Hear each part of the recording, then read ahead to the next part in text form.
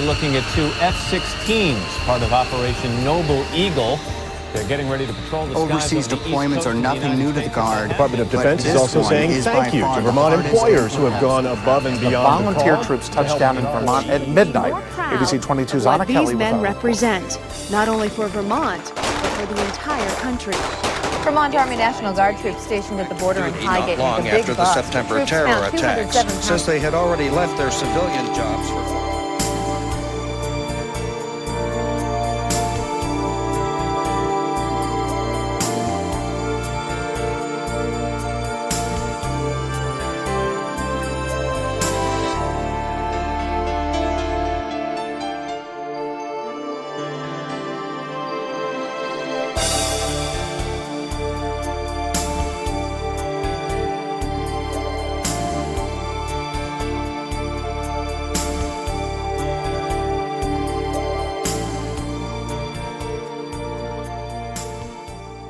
It's 16:03 East Coast time in Burlington. Not since Pearl Harbor has the United States suffered a more devastating attack as what's occurred over the last 7 hours now. You all are as up to speed as most of us are by watching TV and the almost instant coverage that's taken place since about 8:45 this morning around the nation. A lot of people have died today. A lot of people have been injured today. I ask for a moment of silence to recognize them and their families.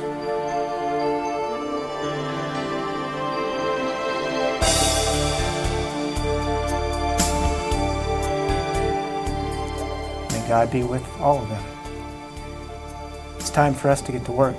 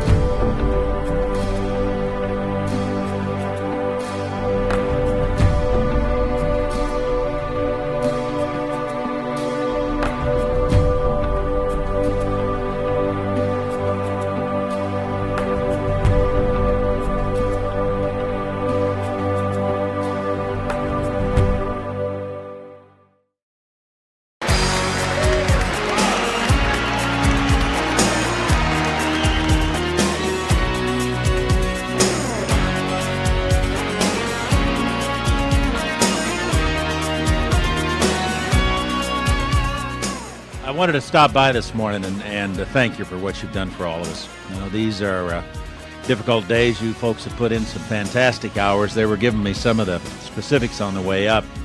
I know, for example, that the 158th Fighter Wing was one of the first units into the air on September 11th. They said you flew combat air patrol for 122 straight days.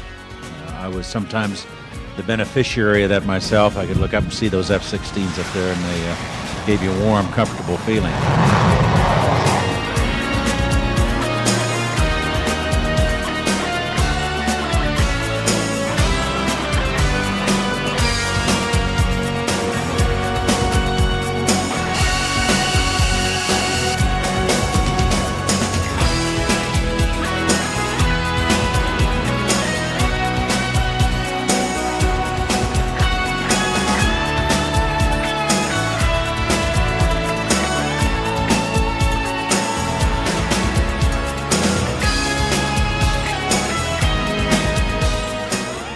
This represents the first missions flown over New York and on 9/11. This is on behalf of the Vermont Air and Army National Guard and on behalf of Major General Rainbow. We present this as our representation for our response to that 9/11 event.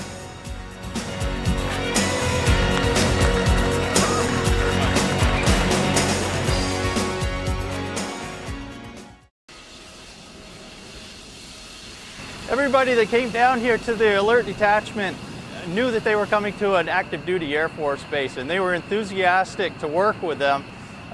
It's been a great experience being here and working with them, getting their support and giving them support when they needed it. This is the right way to do it. We're part of the nation's greater air defense system, and we have armed fighters on response at all times. In any kind of weather, we have the ability to get fighters airborne in a short amount of time to get eyeballs and, if necessary, missiles onto any threat to our nation's airspace. Vermont has the experience level that's required to do an air defense mission. We have to be able to stand up and take action immediately when the klaxon goes off. We have to intercept that threat, and it comes second nature to the men with experience. Yeah, we're just like a fire department. When an alarm goes off, no matter what you're doing, you get going and you get to that aircraft. As soon as you hear the horn, you just, you don't really, not really thinking about what it is. You just immediately, start, running towards the airplanes. The sound of that is designed specifically to incite you into action, and the jets are airborne in a short amount of time, and everybody works as a coordinated team. It's fairly impressive to watch. The most rewarding aspect of this mission is the fact that it is the militia mission. Traditionally, we come from a long background of militia and the Green Mountain Boys in Vermont since the Revolutionary War, and defending the homeland is our primary mission as guardsmen, and this is the tip of the spear for that. We are on a moment's notice at any time to protect our borders and our homeland, which have come under attack in recent years, so it makes it even more rewarding to do that mission and do it well, and realize that the American people rely on what we're doing here, and they can sleep at night because of we're keeping them safe.